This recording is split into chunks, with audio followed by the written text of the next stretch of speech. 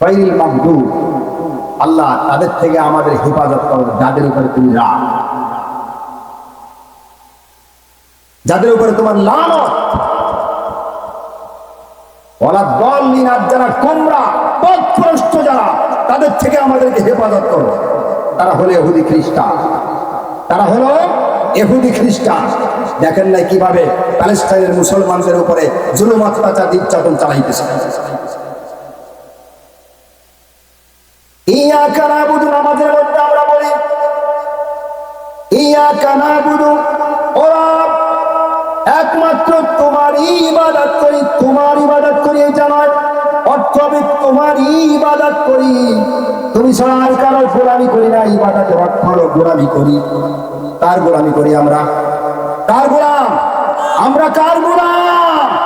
আল্লাহর গোলামি করলে মর্যাদা বাড়ে, আল্লাহর গোলামি করলে মর্যাদা বৃদ্ধি পায়, আর মানুষের গোলামি করলে মর্যাদা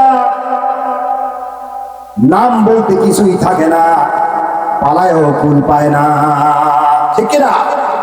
মোদির গোলামি করছো 16 বছর, মোদিও তোমাকে আটকায় রাখতে সাহস পায় না। এখন মোদি তো গদি নড়ে যায়। ঠিক কিনা? ঠিক কিনা?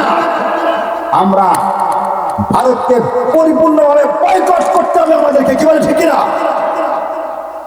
মাত্র কি করেছি? 3 মাস হলো, 4 মাস।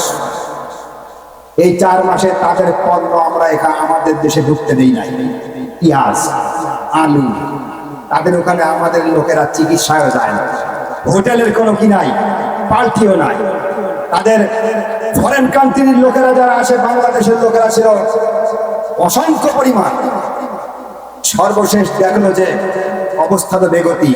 সাংবাদিকেরা, একজন মহিলা সাংবাদিক, লেডি সাংবাদিক, সে দেখতেছে একটা লোক হোটেলওয়ালা বাংলাদেশের এক লোককে তার হোটেলের তারিখ এনে হিসেবে নিয়ে যাচ্ছে। এখন ওই লেডি সাংবাদিক জিজ্ঞাসা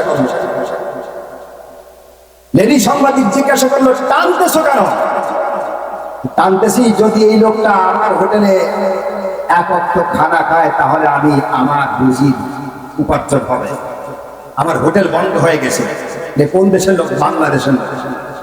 আমরা ভারতে না গেলে বাংলাদেশের হোটেল বন্ধ হয়, ভারতে না গেলে বাংলাদেশের শিক্ষা প্রতিষ্ঠান বন্ধ হয়, আমরা ভারতে না গেলে চিকিৎসা প্রতিষ্ঠান বন্ধ হয়, আমরা তোমাদের আলু পেঁয়াজ না দিলে তোমাদের আলু পেঁয়াজ রাস্তার মধ্যে ফেলে দেওয়া হয়। অতএব বেশি বাড়াবাড়ি করবে না, কিসের চামড়া থাকবে না।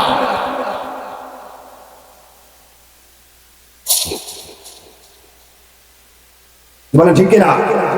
আমাদের করা লাগবে না, করবে কে? কে করবে? আল্লাহ পাক একটু দেখাইছে।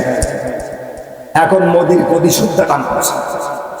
আমার দেশ 16 বছর জ্বালাইছে, আমি 16 বছর যুদ্ধ করে এসেছি, বারবার করে বলেছি আমার